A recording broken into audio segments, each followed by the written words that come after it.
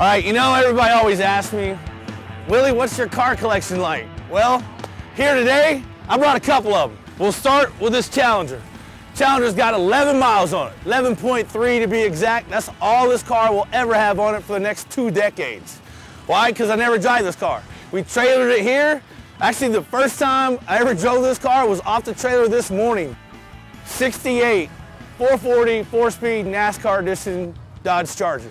Now these are rare in the sense that it's not a pistol grip car.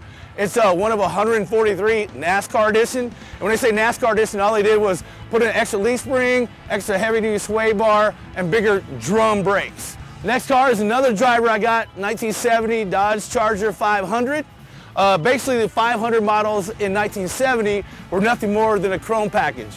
In 69, the Dodge 500, the Charger 500s were a lot different. But in 70, basically the same. This is a driver for me as well. They say behind every great car is a great story.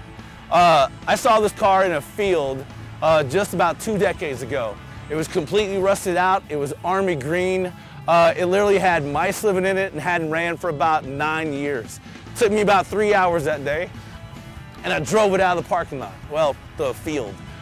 From that point, I drove it being 4 or 5 different colors with Krager aluminum slots on it for about 1.5 years, and it is what it is today.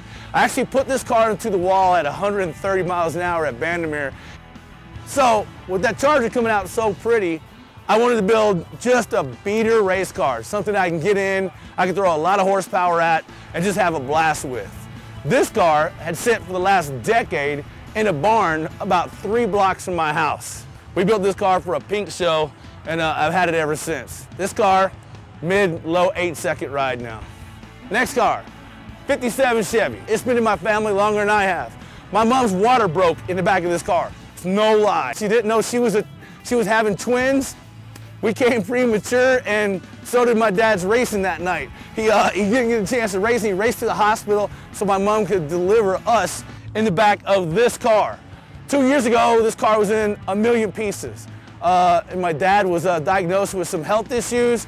I took this car, restored it in about 3 months, and then we gave it back to him, put a big Lexus ribbon on it, and drove it up his driveway. He had it for about 1 year.